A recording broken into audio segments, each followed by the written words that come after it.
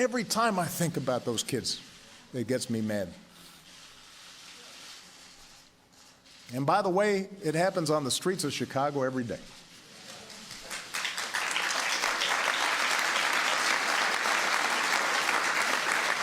So, we cannot simply turn away and dismiss those in peaceful protest as troublemakers or paranoid.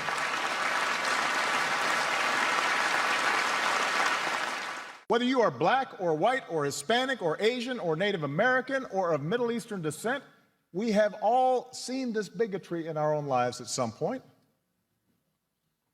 We've heard it at times in our own homes.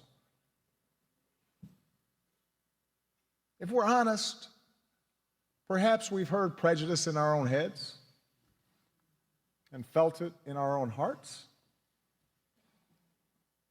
We know that.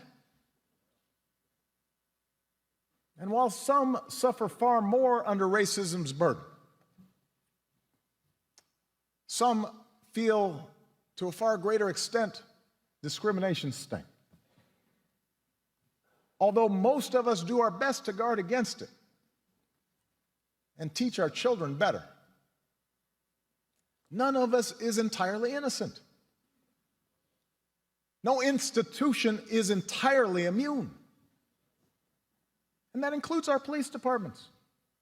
We know this. And so when African Americans from all walks of life, from different communities across the country, voice a growing despair over what they perceive to be unequal treatment, when study after study shows that whites and people of color experience the criminal justice system differently, so that if you're black, you're more likely to be pulled over or searched or arrested, more likely to get longer sentences, more likely to get the death penalty for the same crime.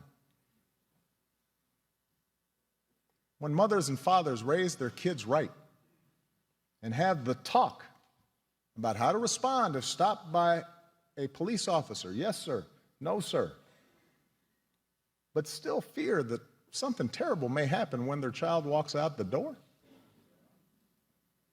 still fear that kids being stupid and not quite doing things right